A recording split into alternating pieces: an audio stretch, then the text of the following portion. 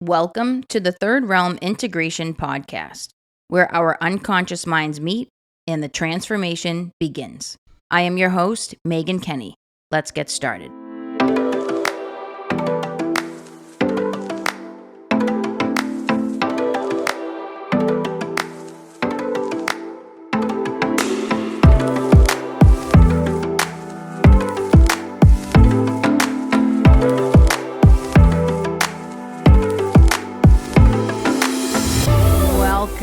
Welcome everybody. What's going on out there? Back for another episode. I'm with it, you guys. I'm with it. I'm fired up. There's actually so many things that I want to talk about today, but I think if I allow myself to indulge in the frustration, I guess is a good word, that I get when I work with particular systems of all kinds. I think if I indulge that, this will turn into a rant episode. And I don't really think I want to subject you guys to that. So I think I'm gonna make a hard right turn. Excuse me, Gaia, that is cat food. Excuse me. Gaia's in the cat food. So we're in real time here. So let me get this cat food away from her. I'll be right back. Gaia.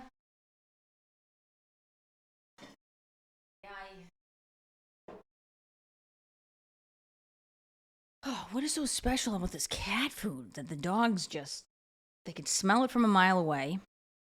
They just cannot help themselves. This is what I want to talk about today. I want to dedicate an entire episode to the heroine's journey.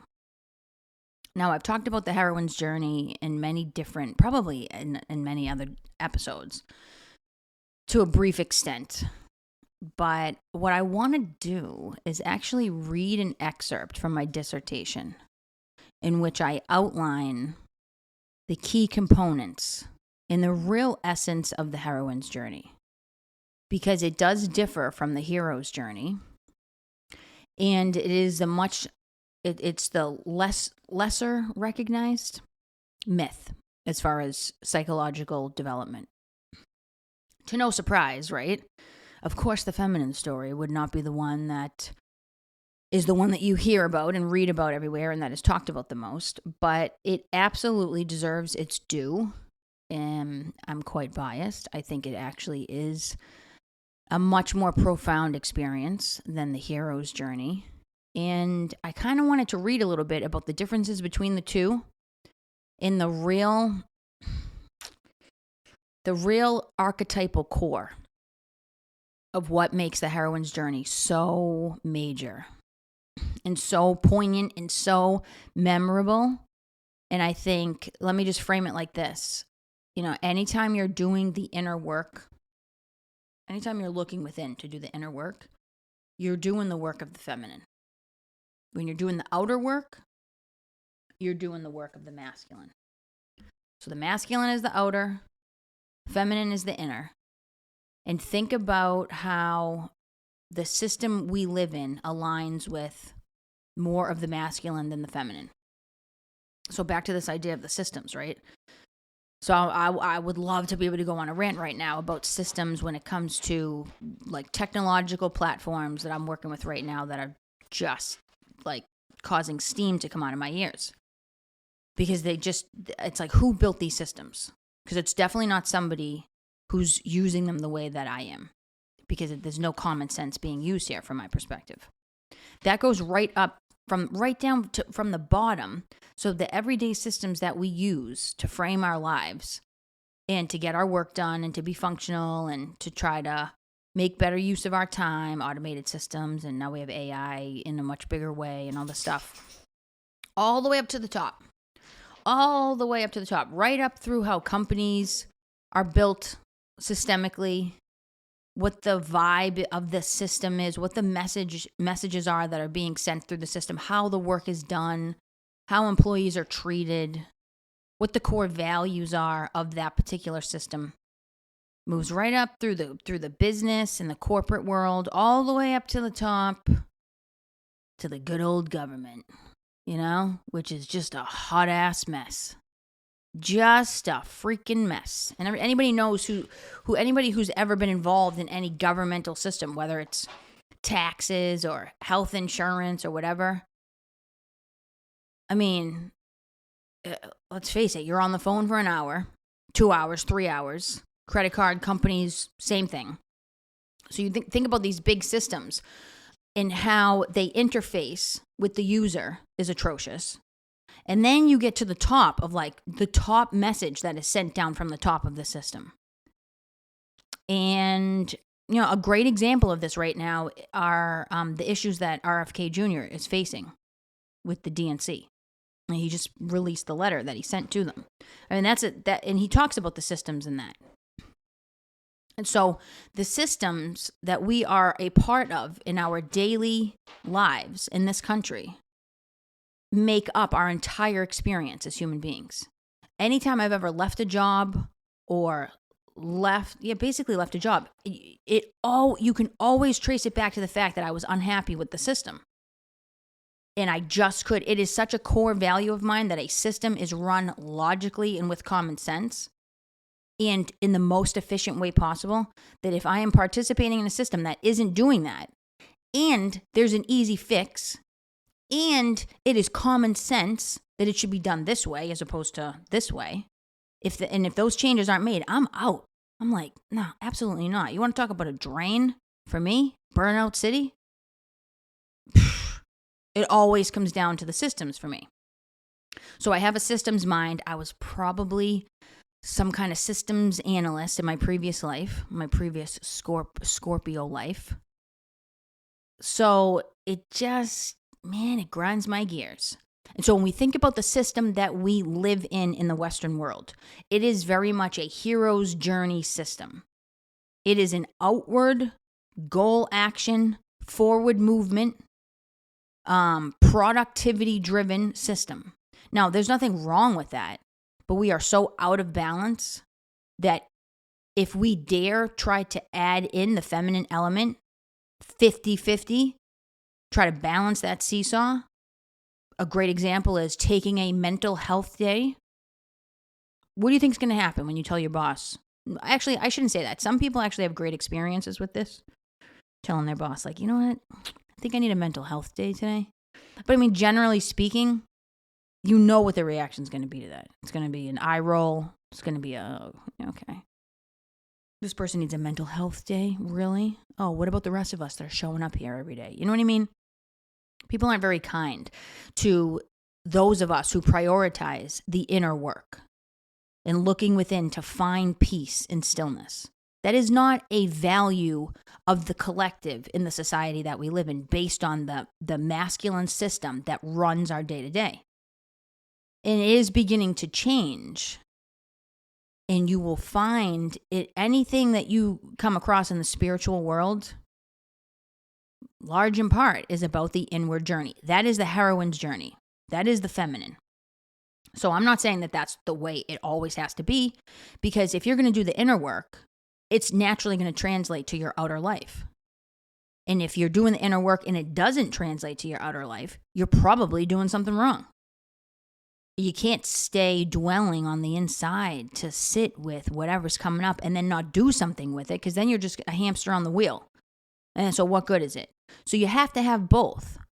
In order for the outer world to be successful and for you to accomplish the mission that you are here to facilitate and execute and accomplish, you have to always be looking within. So it goes hand in hand. It is a balance of the masculine and the feminine. And the fact that even in myth, the fact that even in the archetypal literature or in the Jungian space, the heroine's journey is like barely ever talked about. Most people have never even heard of it. It's bewildering to me, because even when you get into the spiritual space, what's everybody talking about? The hero's journey. Just the hero's journey. They're two very different journeys. So what I wanted to do is just kind of read an excerpt from my dissertation on what I wrote about the heroine's journey, and then maybe spin it off into some different, topics or areas of conversation here. But I wanted to dedicate a whole episode just on this. because it is the path that I have walked.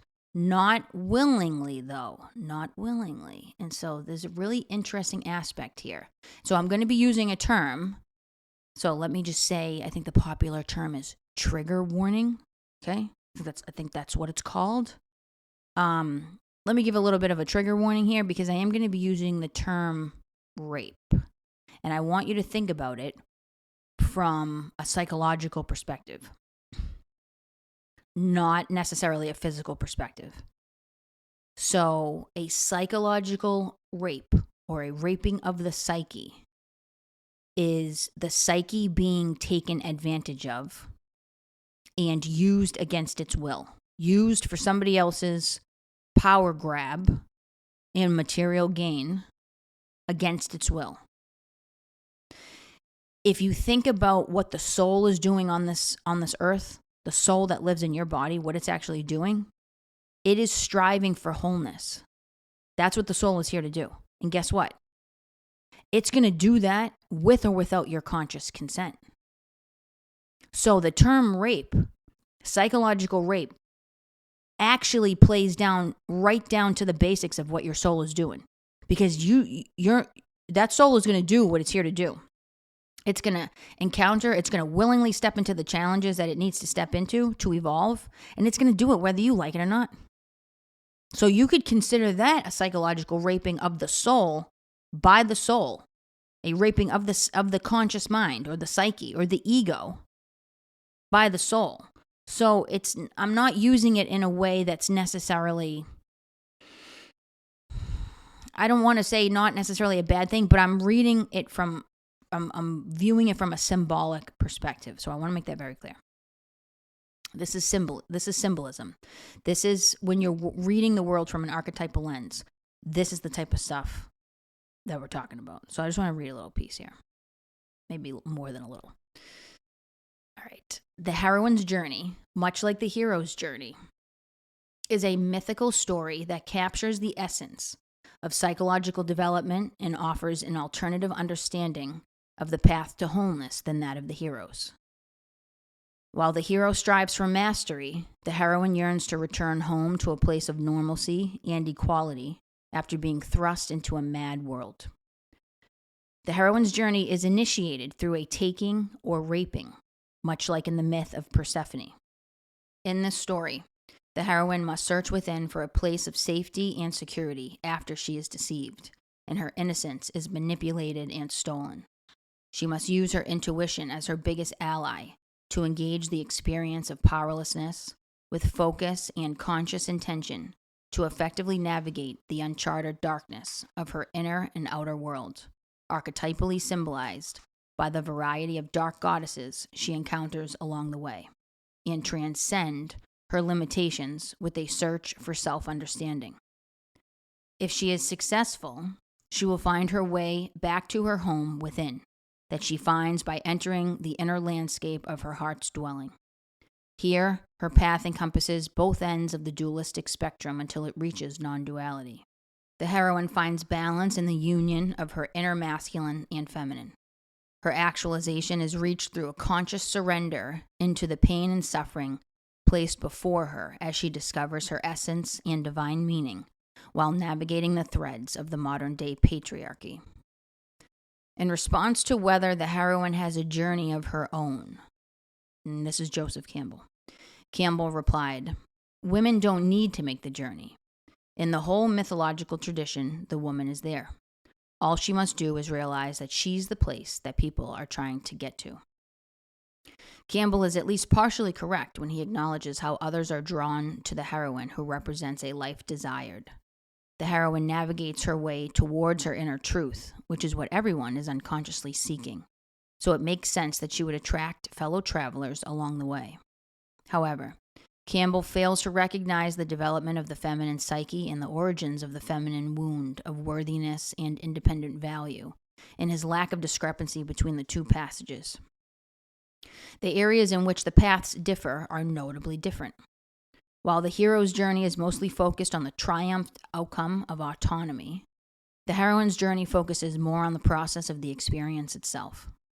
The hero ventures into his pilgrimage alone as he learns how to rely on himself and his own instincts for competency and survival.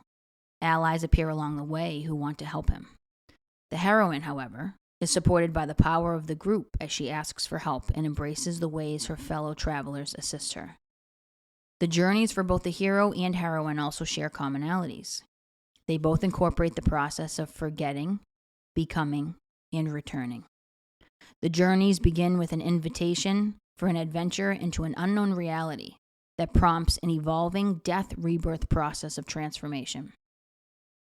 In the end, both characters return home to the inner self as a more mature and evolved being, sharing the knowledge they have acquired along the way. The heroine starts out her ordinary life adhering to the rules that have been assigned to her by the father, authority, masculine, or patriarchal system. She fulfills the expectations of others and starts to cultivate a life where others depend on her. She gets seduced by the illusion of control and forgets that life can change in an instant. Once the journey is initiated, however, the heroine begins to break her codependency patterns, question her life's meaning, and embarks on the soul's quest for fulfillment. The heroine's journey necessitates the opportunity for inner transformation. In the Western myth, the heroine must shed the former roles assigned to her in a patriarchal system as the father's daughter, and live the life she desires without the overbearing influence of parents and others.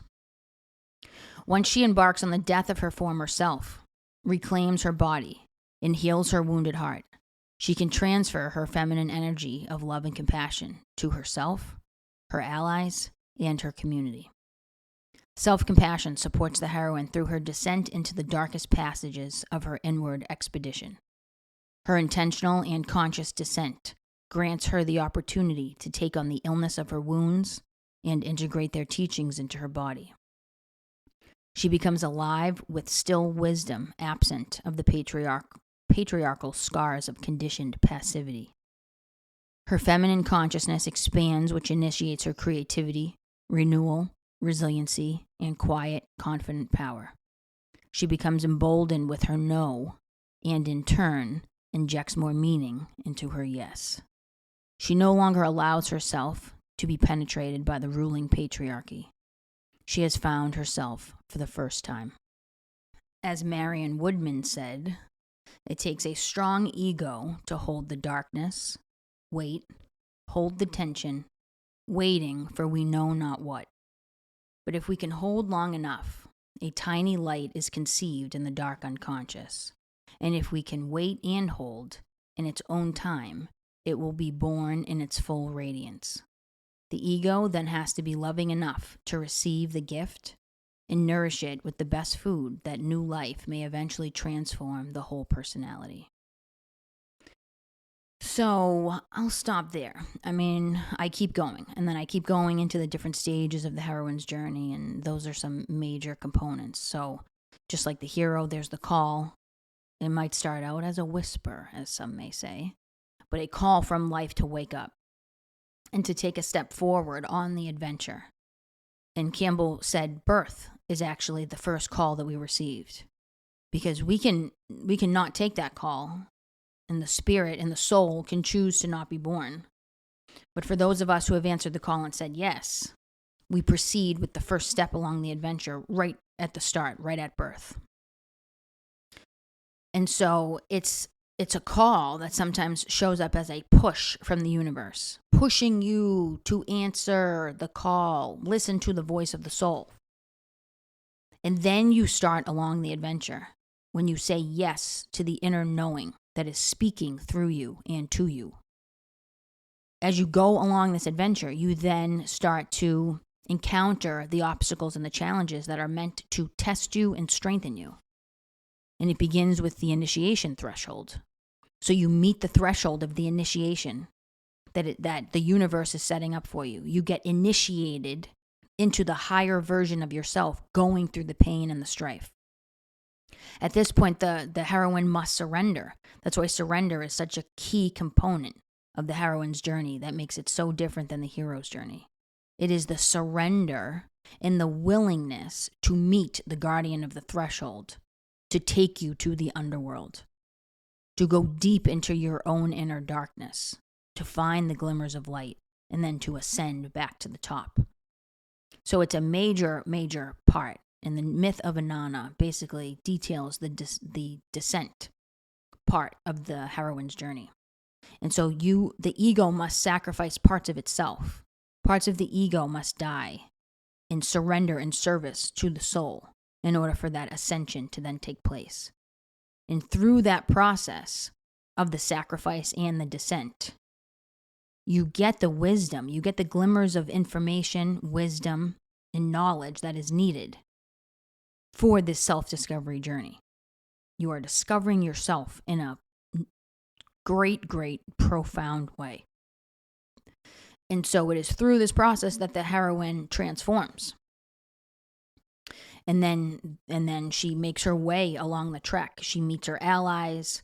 She cares about their well-being. She starts to see her true potential and her full power, not from her wounded, angry, traumatized side. I don't mean feminine power like that. That's like gonna slay the demons. No, I mean the still power, the integrated power, the real power. And I think a lot of times we see the goddesses, the goddess archetypes in some different traditions. Kali is one, but like the slayer, the feminine dark, the dark feminine, who's going to slay the masculine and slay the dragons. And that is part of it. But that's kind of like the beginning. Once you find the real, true feminine power, it's very quiet. It's very quiet. It's very sure of itself. It doesn't need to yell and scream and fight and slay. It knows exactly what the path is and how to get there. And it doesn't need anybody else to know about that. It is totally embodied and it is entirely integrated. And so as a result, it's very still and it's very centered and it's very neutral. And so as the heroine cultivates that type of power, she starts to really identify what her worth is. So that feminine wound of unworthiness starts to heal. And she really starts to see her full potential. And she's no longer held in bondage by the rules, norms, and expectations of a masculine-driven society. That codependency shit starts to go out the window. And it's not that I don't care what other people think or feel. I actually care so much that I became a codependent. You know what I mean? That's the story for many women. Or I don't want to make it gender specific because the feminine and the masculine live in everybody. So anybody that really has a deep understanding of their inner feminine is going to align with this. So it could be any gender. But just think about how many people fall into codependency patterns and what that actually looks like. It is, I'm not going to put myself first because if I do, I'm going to hurt their feelings.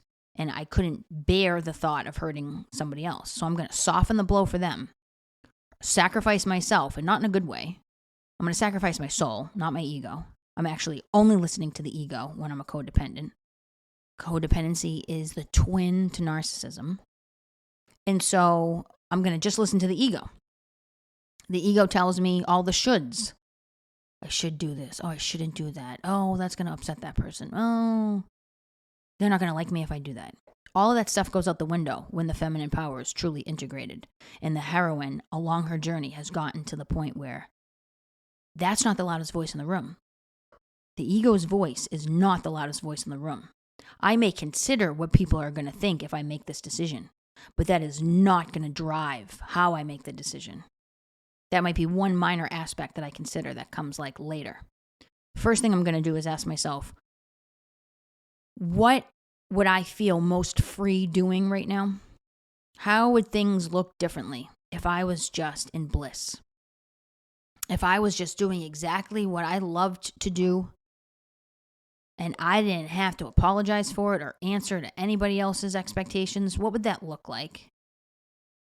And that might be similar to what you're doing right now, but just with a few tweaks. Or it might be radically different from how you're living your life right now.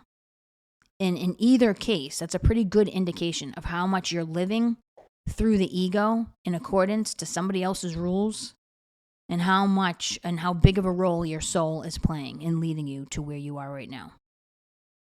And so once you get to the point where you're no longer caring about the pressures of the outside world, and you're going to do what's right for you, and that's because you are certain that this is the way it needs to go in order for your highest, best self to be brought forward, that's the gift you're giving to the world. So why in God's name would you apologize for doing that? That is how you birth the best version of yourself and simultaneously call the people around you to stand up in their full truth and authenticity to be the best version of themselves also. And that right there is a major component of the heroine's journey that is not considered in the hero's journey.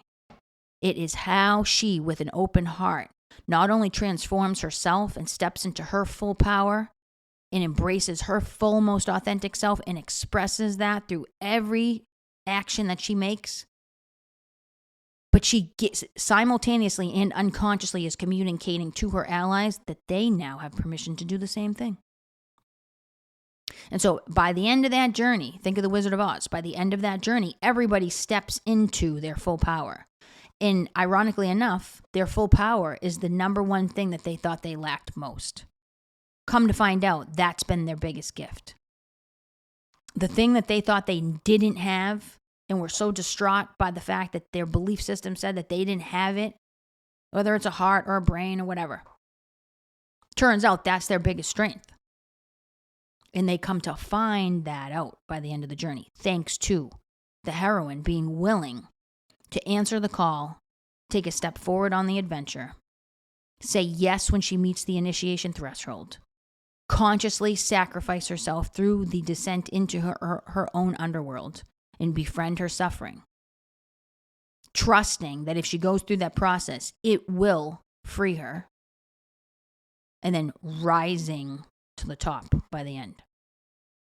Returning back to the same place that she started as a changed person with newfound wisdom to share with the collective. So it is about the journey. It is not about the destination. Which is so funny to say that out loud, because I remember a podcast episode I did on my old podcast. And I remember I gave a speech and I said it was a 5K race. And I was giving a speech at the 5K race.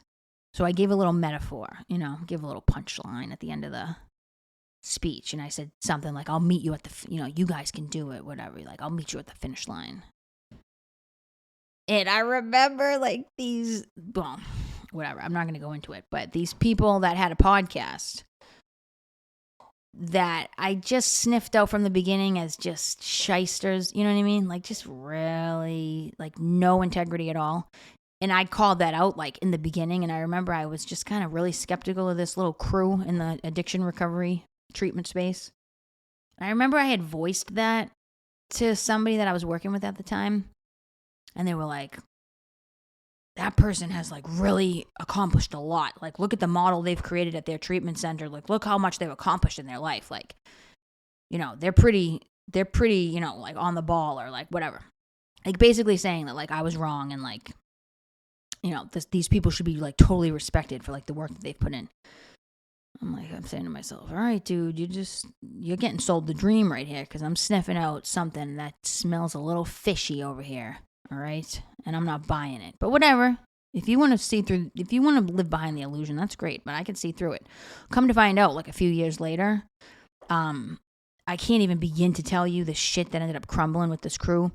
One ended up getting arrested for trafficking huge amounts of fentanyl. And this was the CEO of an addiction recovery center. One has a slew of sexual assault charges against him for sexually assaulting female patients in his treatment center.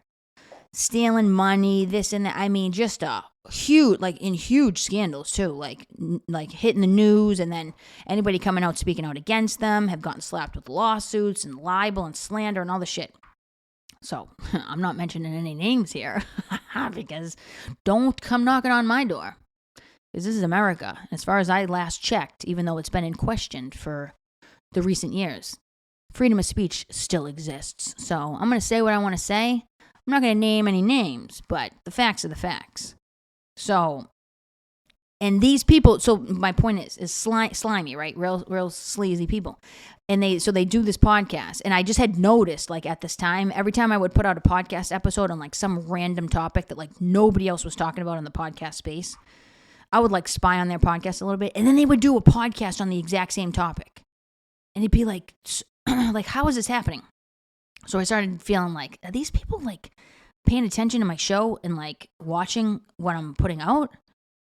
And I would say 100% yes, because as soon as I did that 5K speech, which was at an addiction 5K event, which they definitely were either there or heard about it or saw it or whatever, they, like, jump on and do this podcast. And they're like, yeah, so I heard somebody say the other day that, like, recovery, like, I'll meet you at the finish line. And it's like, recovery is not about the destination. It's about the process or the journey or whatever the frig it said.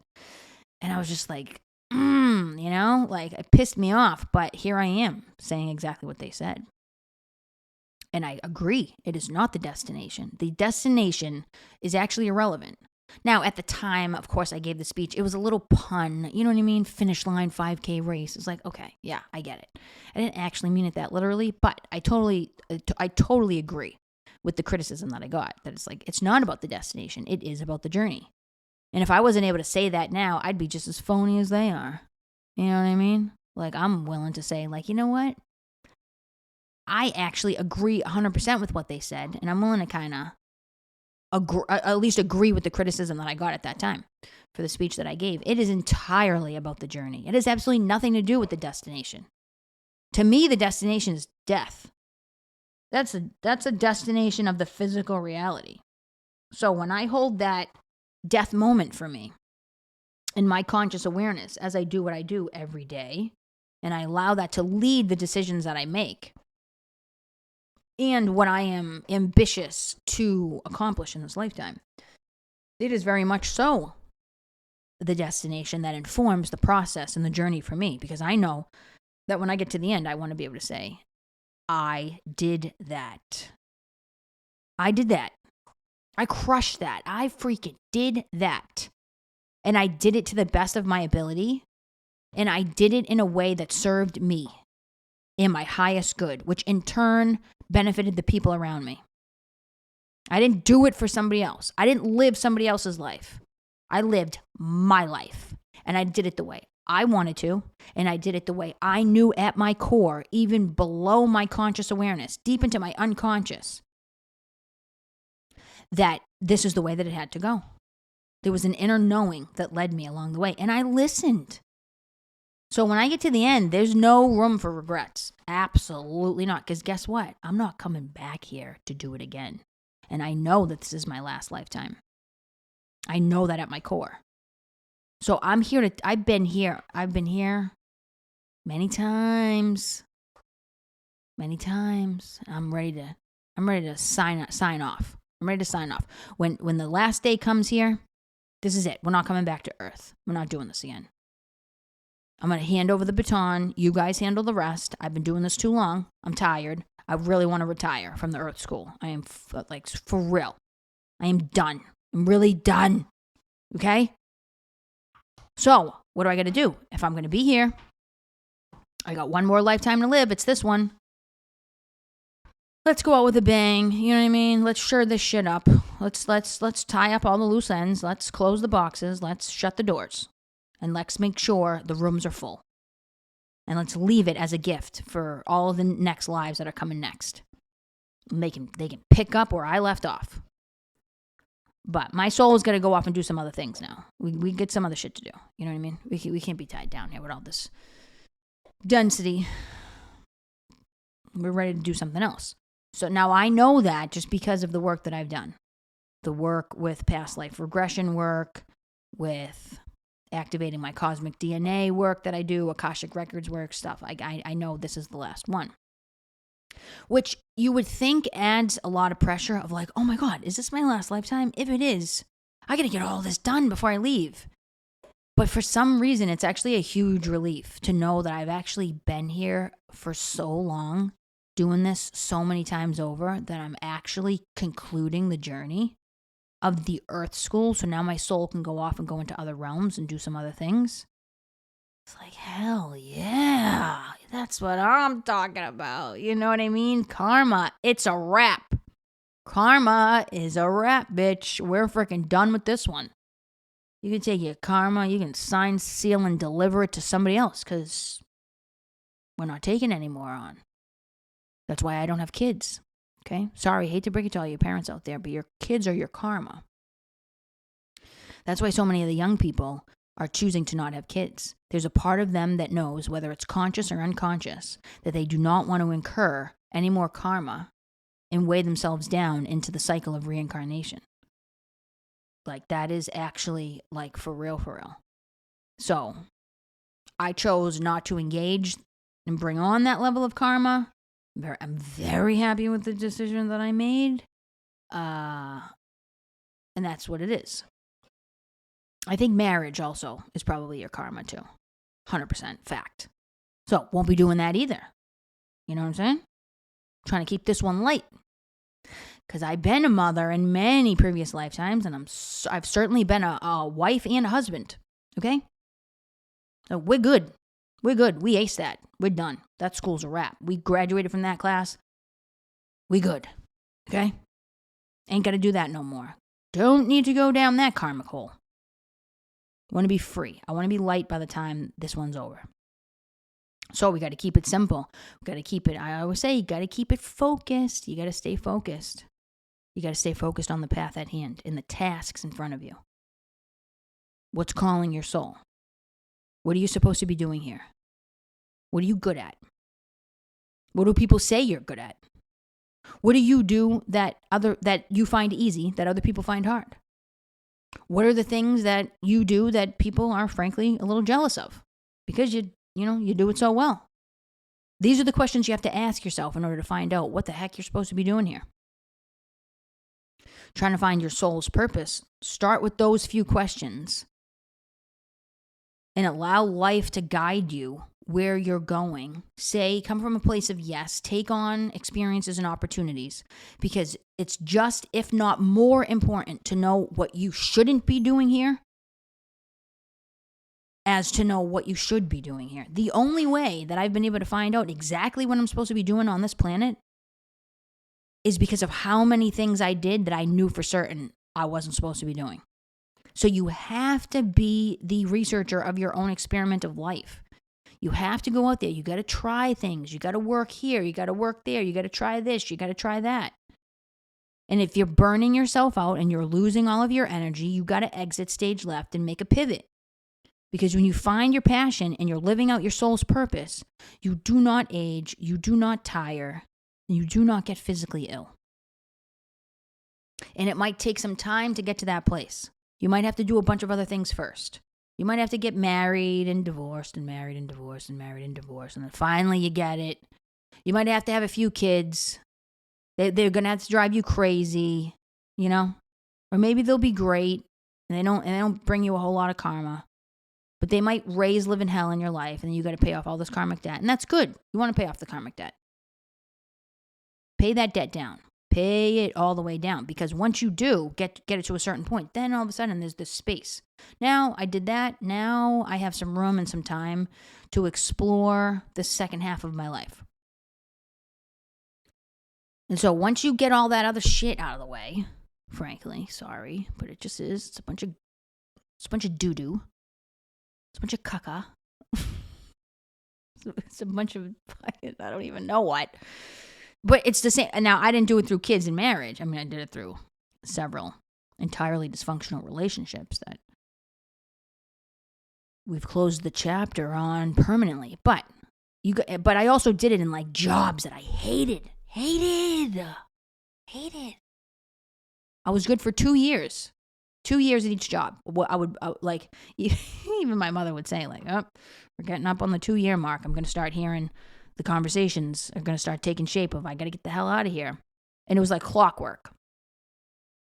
The only places that I lasted more than 2 years was when I shifted from full-time or part-time to per diem. And then I do per diem. So it looks good on your resume that you didn't leave everywhere after 2 years. You stuck around for a few more years. But you were not part of the system anymore. You were per diem. And did not participate really at all. So that's the only time I ever stayed any place longer than 2 years. 2 years is my limit. I am on to the next thing. I do not do stagnation. And for me, the 2-year mark, that's when I start to find the stagnant. That's the stagnation window. If I keep going, by staying here, we're moving into stagnation. So I'm not going to do that. I'm gonna head out. So yeah, you gotta do. That's the part of the heroine's journey. You gotta go into the shit. You cannot avoid it. And you cannot rush this stuff. This is all in divine timing. I hate to break it to you, but your soul knows so much more than you. You don't know anything. You know nothing. And so just embrace it. It makes life so much easier when you're I don't even know what I'm doing. Okay, great. Now listen to some intuition that pops up that's maybe I should try this. Don't have any expectations. Don't think that that's going to be the rest of your life. You got to look at it like practice. I got to get out here and get my feet wet. I got to try this, got to try that, got to try this. Maybe I'll do that. Maybe I don't like it. I'll leave. Maybe I'll leave. And then I'll realize I actually really did like it because I kind of went around the journey and came back and landed back at the starting point. It's like me. I did not intend on being a therapist. I fell into it. And once I got there, I was oh no, we're not doing this. We're not doing this for the rest of our life. This is burnout city. I can't sustain this shit. Talk about the systems, back to the systems thing. Oh my God. Some of these platforms, and I'm just going to say the name because I'm off of it now. BetterHelp. What the fuck is going on? $30 an hour? You can pay a therapist $30 an hour? And then require them to check in with the clients every 3 days. Send messages. Do notes. Just do all this crazy stuff. But you're going to pay them $30 an hour. They paid $150,000 for that degree, right? Or me, double that. Because I'm addicted to freaking learning. Really, $30 an hour? Are we serious, people? And we wonder why the mental health space is a total train wreck? It's one thing if you're going to, I guess, pay somebody $30 an hour and then ask nothing of them. That's all right. But you're going to pay someone $30 an hour and then require them to do all this work? Are you freaking deranged? And if you have to pay the therapist that rate because you don't charge the clients enough for the therapy, then sorry, you're going to have to charge people a little bit more. That's a formula that just doesn't add up. So high turnover rate on that platform. I did it. That's the experiment that I was talking about in the last episode. Just needed to gather some data. So I did it. Yeah, 2 years. How about 2 months? And I was on my way out. Okay. No, not going to work. Not going to work. So you got to ask yourself, once I figure out what my path is and what I'm here to do, you got to really stay true to what value are you placing on yourself. Because if you don't value yourself, no one else is going to value you. You got to command respect by just being centered, being in who you are, and just making no apologies for it. Hey, this is what I'm worth. Take it or leave it. So it is what it is. This is the arc of the heroine's journey. You're going to piss some people off when you start valuing yourself because you're not going to play that game. You're not going to play anybody else's game. You're only going to play your own. And you're going to move to the beat of your own drum. And trust me, you're not going to regret it. So that's what I have to say about that. But yeah, the system stuff in this world is absolutely absurd. And we wonder why mental health is in such a tragic space. And why so many people get bad therapists. It's they're not bad therapists. There aren't really bad. I guess there are some bad therapists. But most people come into this space because there is a calling from within to do it. Because who's going to voluntarily sit to listen to people's problems all day, right? You got to be a special kind of person to gravitate towards that and actually find fulfillment in that. Most people aren't doing that. And so you come into the space because there is some inner knowing, and then you get lost in the sauce because you're part of a system that doesn't respect you, doesn't honor you, and doesn't honor healing. And so you get overworked, underpaid, and burnt out. And that's when you get bad therapists. Chances are when they started in the space, they were real eager, you know? They really wanted to help people. They weren't really sure exactly how to do it because they weren't looking at themselves. They were just focused on, I want to be here to help other people. Well, no, that means you're here to help yourself because it goes both ways. Every client is a reflection of you. And if you don't leave that session every day asking yourself, what came up in me? What was activated in me that drew in this particular client to talk about these particular things today? You're not doing the deeper work. And you're not getting the real truth and essence of what your gift actually is. So they come into this field, they want to help people. They might not exactly know how to do it because they're not doing the deep self-reflection at first. Eventually they might get there. But if they get lost in the sauce in the process, forget about it. Forget about it. So that's why I'm really honing my practice now. I'm working like any new clients that I take on, I'm only working exclusively with healers in the healing space, therapists, psychologists, even yoga teachers, spiritual teachers. Because those are the people that need the most support. They need more support than the clients who are just seeking out the therapy. That is a fact. I am certain of that. And if we aren't protecting and nurturing our healers, we're all screwed.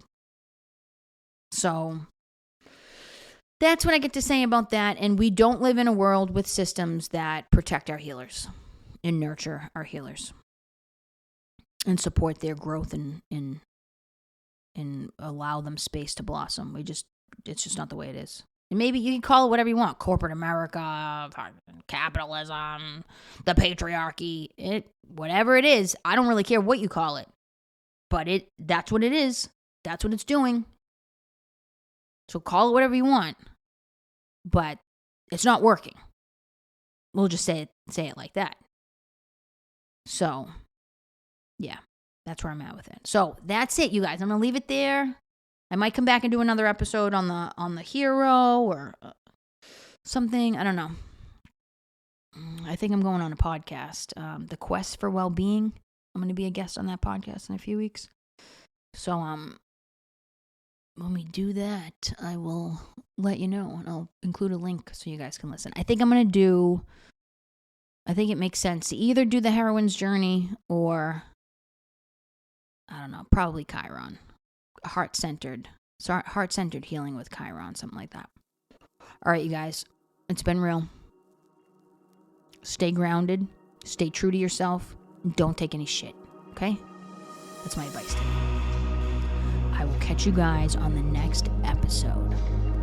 And as always, may the light always, always lead your way. Be well, everybody.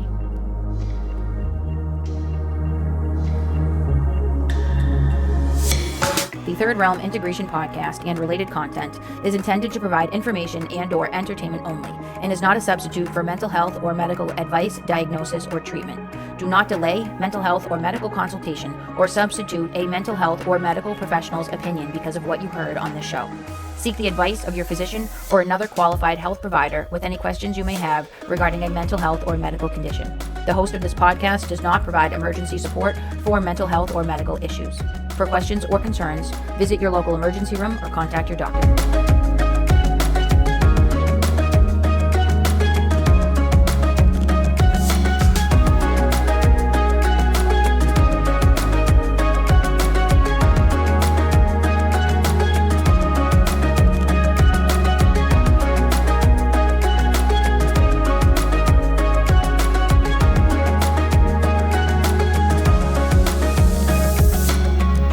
This is a quote from Maureen Murdoch's book called The Heroine's Journey Workbook. So this is the workbook, and I highly suggest everybody get it. The myth of female inferiority and dependency of the 50s and early 60s was traded for the myth of the superwoman of the 80s and 90s. These women who sought political, economic, and spiritual equality with men in academia, business, and home felt an initial rush from their daily successes, but eventually began to experience a weariness in their hearts.